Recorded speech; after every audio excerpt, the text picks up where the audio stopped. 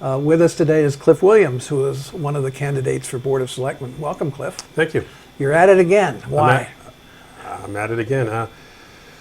I've been on the Finance Committee. I'm here in Nantucket. I was born here. I'm here to stay. I have a 10-year-old son. So, if you're in a government that's self-governed, you need to be informed. You need to be, pay attention. I think you need to be involved. There are a number of issues coming up before town meeting that I'd like to talk about. Obviously, the sewers is a big one. Right. Where are you on that? Probably since I've got on the Finance Committee, and Tim Severino was on the Finance Committee with me. I think it's been about, and this is the question that's come up, when did we ever do betterments before for sewer? And I think it's only been about 10 years since we started this first With the new wastewater plant, right, which was new 10 years ago. Right, we strayed away from just putting everything on the tax levy and tax rolls, and we started this one-third, which a lot of people probably weren't is affected by it, unless you're building a new house. And I think that set a bad precedence as far as big, huge capital projects and who pays for them. And now I think now it's reared its ugly head where we're starting to do it again with these betterments. And I think a lot of people in just the last couple of weeks are finding out the kind of bills they're going to have to pay. And it was at the Selectmen's meeting last night. A few people got up, like they've been getting up at workshops and just asking, if it's for fresh water and it's for the overall good of the community, why am I paying $50,000 and this guy's paying $50? One of the issues on the sewers, of course, is how effective is the sewering of the needs areas, particularly around Nantucket Harbor, as opposed to Mattocket Harbor, but it's relevant in both cases. How much of a difference is it really going to make in terms of the nitrogen loading? And there was a information session that the Civic League put on 10 days ago. Were you there? I was not. No, we did almost probably the same thing last night at the Selectmen's meeting, where they talked about the nitrogen, they talked about the septic systems versus the fertilizer, right, and how much it really meant. And and I guess you don't know what the number is with the fertilizer as well as with the sewer. But it's the state and federal government that are putting this mandate out. It's not like we've decided we think this or we think that. It's another unfunded mandate by the government says like you're going to have to do this. So you're generally in favor of the sewering, but more in favor of 100%? Yeah, I think it's been my position on all taxpayers. Large capital projects. How do you start? It gets back to schools. You don't have a kid in the school, so why should you pay for a new school? I mean, it starts that argument back and forth on projects where, obviously. It even could go down to the budget. You don't have a kid in school, so why are you paying for? There's a discussion nobody wants to start. No, and why should you? Obviously, we need to educate the community, the kids, and we have to have water, we have to have sewer, we have to have police, we have to have fire. So, those are the basic needs for a community, and everybody should pay for them. That's what I've always. So, that was the question when it first came up too about the sewers. Well, what happens if? And people posed the question last night to the selectmen. I don't have the money. I don't have $50,000. So what do you do? Sell your house and leave town? Or, there's supposed to be some. The other side of that, of course, is what happens if their septic fails and they have to replace it, and that costs them something in that order. Yeah, I guess they could look at that, but then we start running into it gets too complicated. I think because some people have already put in new septics. Right. Now, do I just tear it out? Now I have to pay again, and it's too many unknowns, and then we get back to the one-third, where now you're paying hookup fees on top of that, and the hookup fee doesn't count for the digging of the ditch and the actual connection, physical connection. Absolutely. Yeah, right. So there's already a huge expense for someone to hook up to the sewer as it is, and now you're going to. And the argument from some of the selectmen is that we have other capital projects coming along, so they wanted to leave a little bit off your tax bill. Well, the guy who's paying the big betterment, he still has to absorb that. So he's going to absorb that and absorb the betterment and absorb the connection fee. And It's talking about another one of those capital projects, which is the proposed moving of the town building. right, It's not up for a vote technically this time, except for the repeal of the town bylaw that prohibits moving people out of town, right. town workers.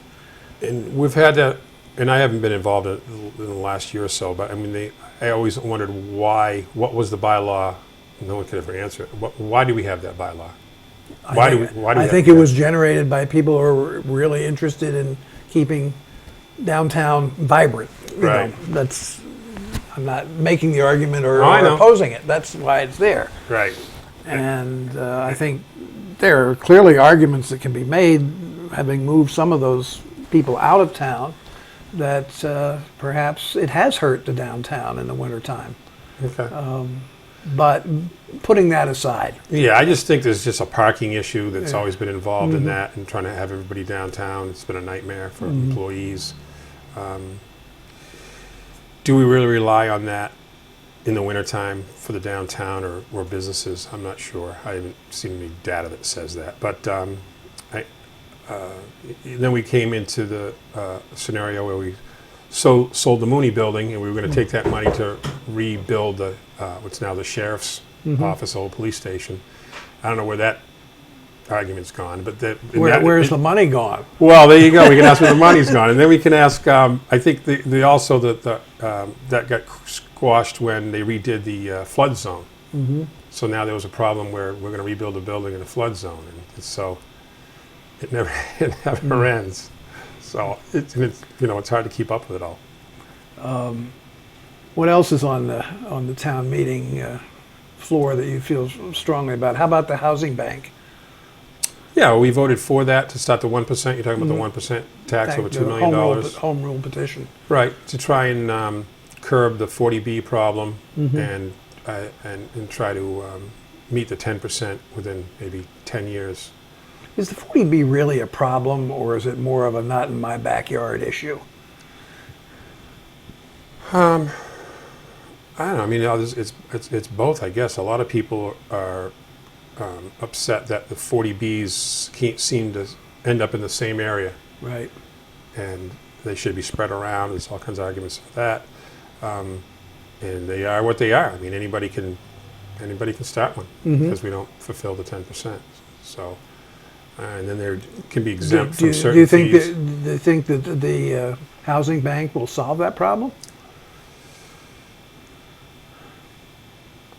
Obviously, if they have money, I mean, even with the Richmond Group, I think a traditional 40B that's overseen by the state, I think I don't think it works that well, because the restrictions, the whole reason for a 40B, in my opinion, or affordable housing, is if someone qualifies, which, a Nantucket house is 1.2 million or 1.7 million.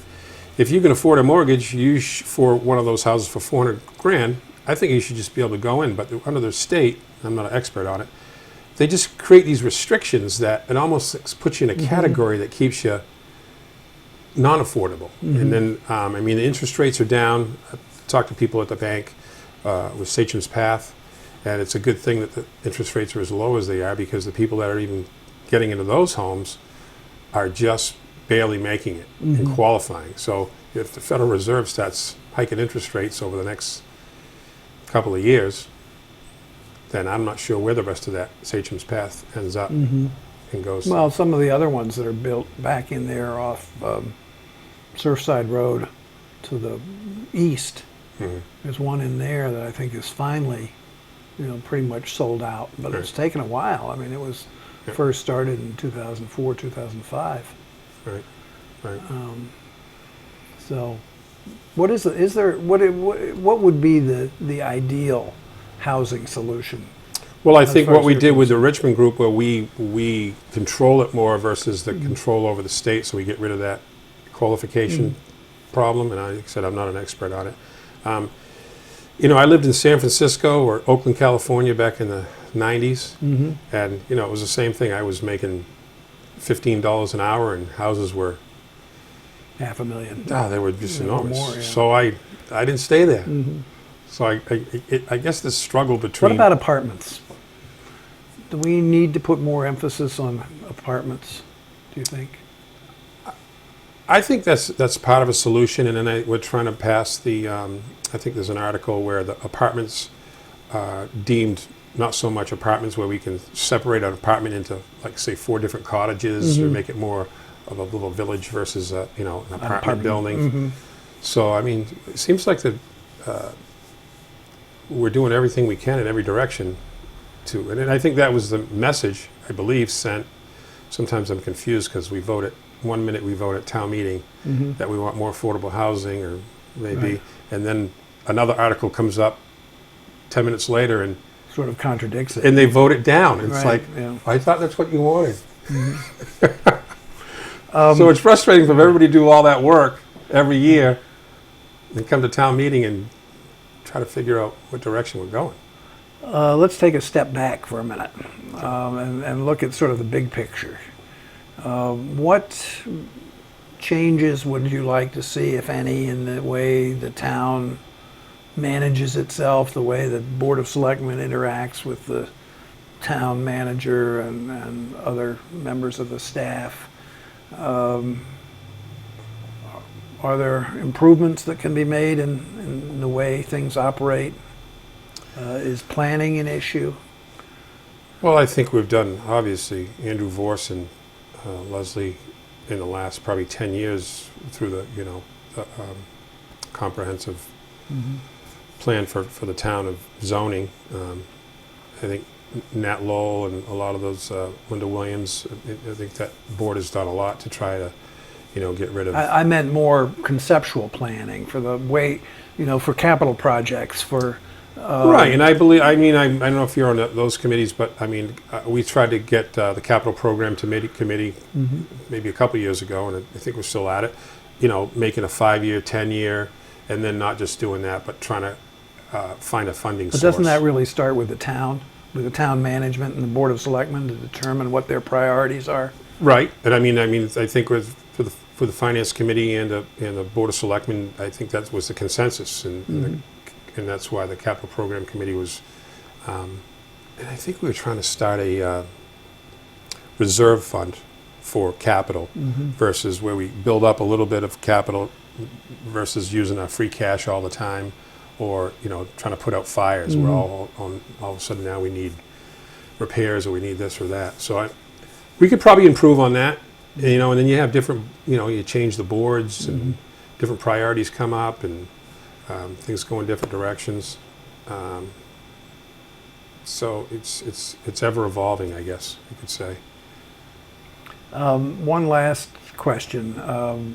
It sort of gets back in the weeds a little bit, and that's about the issue of enforcement of regulations, whether it be the fertilizer regulations or the HDC regulations and orders, or the building department rules. Do we do enough in that area?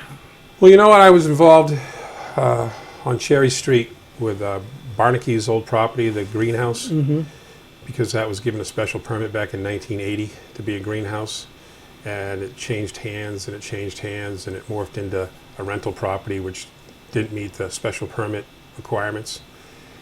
And I don't like to tell people what to do in their backyard, because I don't want to tell them what to do in mine. But once that a complaint was filed, then I came forward, because now I want to make sure this thing gets straightened out. It's a commercial entity in a residential neighborhood, and I found myself at the Zoning Board of Appeals board acting like a lawyer, and I'm going up against a lawyer. But I didn't go there as a lawyer or anybody. I just came as a concerned citizen to make some points, and I felt like, shouldn't the town be represented to come in and say, he's right, he's wrong? And they did to a little extent, but I felt I ended up being, the person that had to fight the fight. And why is that? If we have zoning bylaws and we have people that are supposed to uphold the zoning bylaws, why am I? Is it an issue of money? Is it an issue of time? Is it an issue of will that that these rules aren't enforced? I don't know. I think we've taken a consensus that we haven't been proactive, and that's my point about the town representing the enforcement versus the community. It seems like the community has to make a complaint before the town makes a move and is more proactive in enforcing. Is that right or not? I don't think it's right in the sense that, I mean, there's some pretty, I guess, examples of where it's just really, they're being violated to a huge extent. I mean, Right. we've got one coming up now where they just passed where you can't have more than one unregistered vehicle on your property.